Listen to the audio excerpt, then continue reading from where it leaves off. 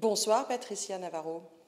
Bonsoir et bonsoir à tous. Très heureuse de vous retrouver sur Monaco Info pour le best-of de la semaine écoulée.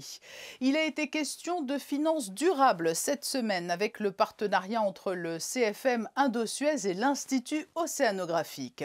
Nous avons dressé le bilan de la saison touristique et vu se dessiner les perspectives de rentrée avec le directeur du tourisme et des congrès, Guy Antonielli. L'INSEE, l'Institut monégasque de la statistique, confirme d'ailleurs que la reprise est là, même si certains secteurs souffrent encore beaucoup. Nous entendrons son directeur Sophie Vincent. Au sommaire, toujours un bilan d'étape dans le déploiement de la fibre à Monaco, la politique de prise en charge des personnes âgées et l'avancée des travaux de la nouvelle résidence du Cap Fleuri, ou bien encore la rentrée de l'Académie de danse Princesse Grace et le 30e anniversaire de Mission Enfance. Mais pour débuter ce best-of, place à un jeune marié qui s'est uni ce week-end à Eva Grouès, à qui nous souhaitons beaucoup de bonheur. Le président du Conseil national, Stéphane Valéry, était notre invité au lendemain du vote sur l'obligation vaccinale des personnels soignants et il a tenu à rappeler que la cohésion nationale doit rester préservée. J'ai fait une intervention au début de la discussion générale, au début du débat donc, qui allait s'ouvrir pour les élus sur ce projet de loi.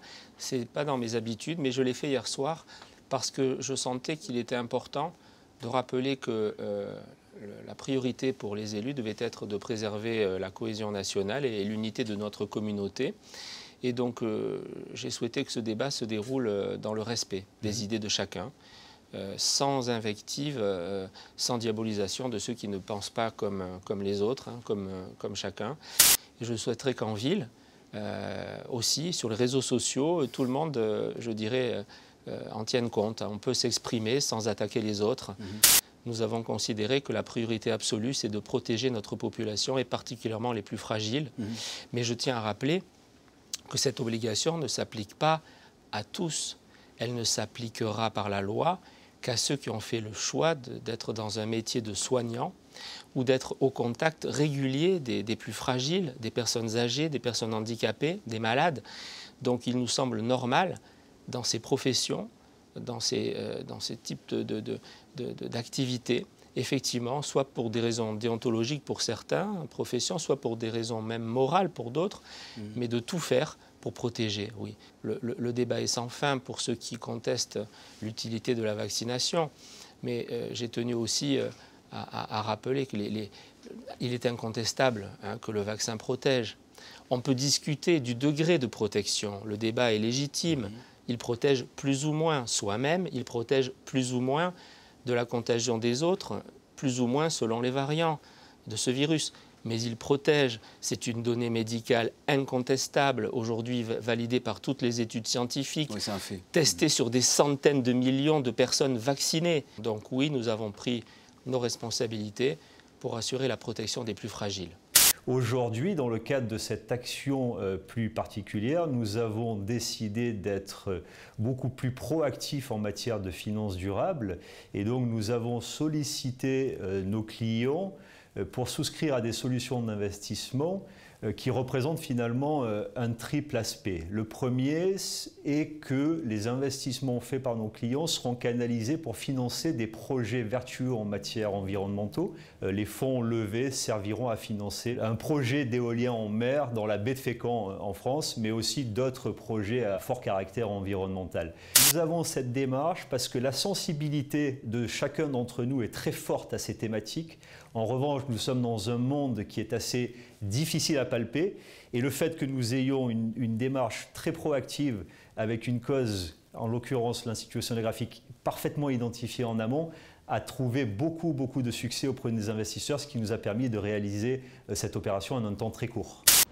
Une nouvelle fois, je ne vais pas dire qu'il est très bon parce qu'on sait la situation actuelle. On sait que les très bons résultats de l'été ne vont pas compenser ce qui n'a pas été fait depuis le printemps et depuis le début de la crise en 2020. Mais effectivement, si les taux d'occupation sont certes un peu en deçà de ceux qu'ils étaient en 2019. Ouais. Avant la période Covid. Avant le Covid, pour vous donner une idée, le taux d'occupation cette année en juillet était de 65% en juillet, de 72% au mois d'août. contre un taux à 79 et 81 en 2019, mais contre des taux à 39 et 56 l'année dernière. Donc une très forte progression depuis l'année dernière. Et ce qu'il faut noter, c'est une très forte progression du prix moyen qui nous amène à un résultat global sur le mois d'août supérieur au résultat global de 2019. Beaucoup d'hôteliers me disent qu'ils sont quasiment complets les week-ends du mois de septembre. Donc très bon indicateur d'après-saison. Et surtout, on voit le grand retour du tourisme d'affaires à partir de ce mois de septembre. Un double effet, des événements qui ont lieu d'habitude au mois de septembre, comme le Monaco Yacht Show qui aura lieu la semaine prochaine. Il faut être prudent dans notre analyse et notre conclusion parce que, effectivement, si la tendance globale est plutôt à la hausse par rapport à 2020, il faut se souvenir qu'en 2020, l'activité était largement impactée par 6 semaines de confinement. Donc l'INSEE a pris le parti pour cette publication de comparer à la fois par rapport à 2020 pour mesurer le rebond de notre économie, mais aussi avec 2019 qui était la dernière année normale, entre guillemets. Donc si l'on compare par rapport à 2020, on est effectivement sur une tendance plutôt à la hausse. Par rapport à 2019, on peut se satisfaire des résultats puisqu'on constate que certains indicateurs et certains secteurs retrouvent leur niveau d'avant-crise. Donc un bilan plutôt positif, mais à prendre avec prudence. À l'inverse, quels sont ceux qui souffrent encore et toujours? Alors l'hébergement-restauration, là encore, il n'y a pas de surprise, on a des indicateurs qui sont à la hausse en termes d'emploi, en termes de chiffre d'affaires, en termes de taux d'occupation hôtelier, mais on reste bien en dessous des résultats des années 2019 et avant, qui étaient de bonnes années pour ce secteur d'activité. Je pense que chacun prend conscience, et le télétravail aide beaucoup à ça, du fait que d'avoir une bonne connexion chez soi, partout chez soi, c'est important, et ça ne se fait pas tout seul. Ce n'est pas simplement avoir une box, c'est aussi avoir pensé son intérieur pour que le Wi-Fi soit bien disponible partout, etc. À partir de l'année prochaine, n'importe qui voudra la fibre pourra venir la demander. Si jamais la fibre n'est pas encore installée dans l'immeuble, ça prendra un peu plus de temps, mais si on a l'accord du syndic, il aura la fibre. On va dire que c'est de la même chose que pour Amazon Prime. Amazon Prime est une application, donc les gens qui veulent regarder la Ligue 1 aujourd'hui, grâce à l'Apple TV par exemple, peuvent télécharger l'application Amazon Prime. Et ce sera pareil pour RMC Sport à Monaco. Si vous voulez regarder également la Ligue Europa, par exemple, dans la même Apple TV que vous avez avec Monaco Télécom TV, avec Amazon Prime, etc., vous téléchargerez RMC Sport, qui est l'application de l'éditeur, et vous vous abonnerez pour exactement le même prix que le prix que nous on pratiquait auparavant, mais avec des fonctionnalités supplémentaires qui n'étaient pas accessibles pour les opérateurs, comme le replay, etc. Et le fait de pouvoir le voir sur son smartphone, tout ça n'était plus accessible pour les opérateurs. Par contre, c'est accessible sur l'application de l'éditeur. 78 résidents intégreront la nouvelle résidence du Cap Fleuri. Nous travaillons sur un planning prévisionnel pour une ouverture premier trimestre 2022. Effectivement, nous sommes très mobilisés pour préparer l'ouverture de NRCF, qui offrira des qualités domotiques, des qualités en termes de géolocalisation, en termes de sol connecté, donc des dispositions spécifiques sur le plan technique qui visent à assurer un maximum de sécurité et de qualité en termes de prise en charge. Mais l'enjeu, c'est bien entendu l'humain. Et dans ce contexte, nous avons travaillé avec les équipes à un projet médical, projet de soins, centré sur la qualité des prises en charge, la convivialité aussi, avec le maintien des traditions comme aujourd'hui. Ce projet est porté depuis de longs mois au sein du CHPG par les équipes de la filière gérontologique et du CHPG dans son ensemble. Nous sommes extrêmement mobilisés pour offrir à chaque résident, patient, mais aussi à chaque famille, les meilleures conditions d'accueil et de prise en charge possibles. Disons les 70% des élèves, je ne les ai vus que sur un écran. On a fait des auditions via vidéo car ils ne pouvaient pas voyager.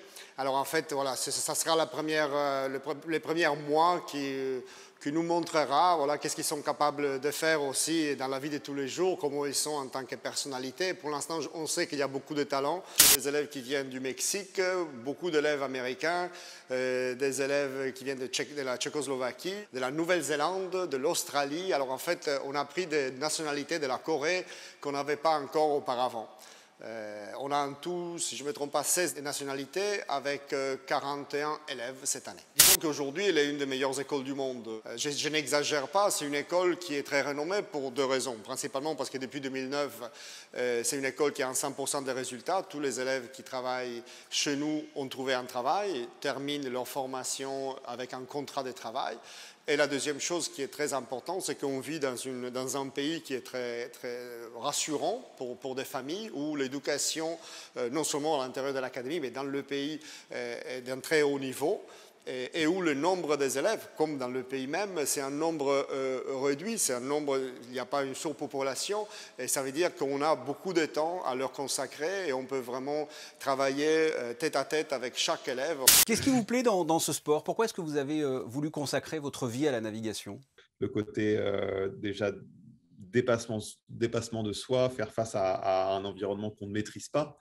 Et aussi, j'aime beaucoup le côté technologique de ces bateaux. Là, mon bateau Apivia, et c'est un bateau de dernière génération en carbone avec des foils, voilà, ces fameuses ailes sous-marines qui permettent de faire décoller le bateau et d'aller encore plus vite. Donc, il y a ce côté progrès technologique et ce côté aussi avancer, progresser avec des éléments, des forces naturelles comme le vent et les courants et les vagues. C'est une course qui se passe en 3 phases. Donc, il y a des phases, on appelle ça des runs. Donc, c'est vraiment il y a 2 bouées qui sont mouillées dans la baie devant l'Orient et sur une distance de 2 km environ. Et voilà, on passe lancé et ouais, il faut être le plus rapide sur ce tout petit tronçon. Après l'agitation des premiers temps, quand les talibans ont pris le pouvoir à Kaboul, nous étions dans une recherche d'évacuation de notre équipe locale. Et puis finalement, de discussion en discussion, ils ont décidé de rester sur place. Ce sont des Afghans. Ils ont décidé de rester sur place parce qu'il y a énormément de choses à faire dans ce pays. Et ils ont préféré agir auprès de la population. Et donc aujourd'hui, la situation dans Kaboul est relativement calme. Et dans le Panjshir, où nous avons nos écoles, c'est un peu plus tendu. On attend la fin des négociations ou des éventuels combats qui ont lieu actuellement. Donc il y a vraiment une volonté, en tout cas, de faire exister ce peuple malgré le nouveau gouvernement qui est au pouvoir. Oui, Mission Enfance très présente dans les zones de conflit, Afghanistan donc, mais aussi Syrie ou Irak. Mission Enfance qui a fêté cette semaine ses 30 ans. Vous le savez, le best-of, c'est aussi le best-of des réseaux.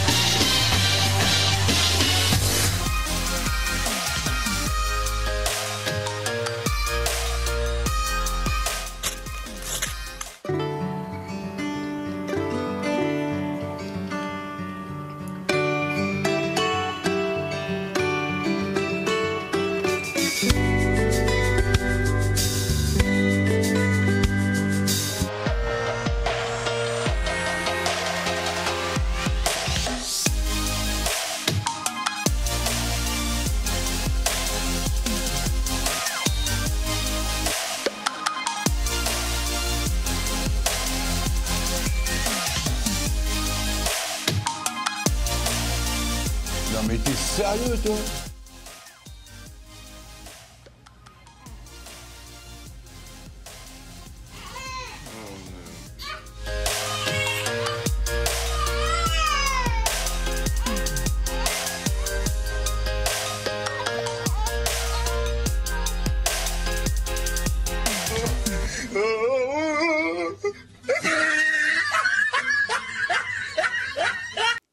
C'est ce qui s'appelle avoir les cheveux en pétard. Demain lundi, vous retrouverez Fabien Bonilla pour débuter une nouvelle semaine d'actualité. Je vous souhaite une belle fin de week-end. Les meilleurs clichés de la semaine sont signés Manuel Vitali, Stéphane Dana et Michael Alési. À très bientôt sur Monaco Info.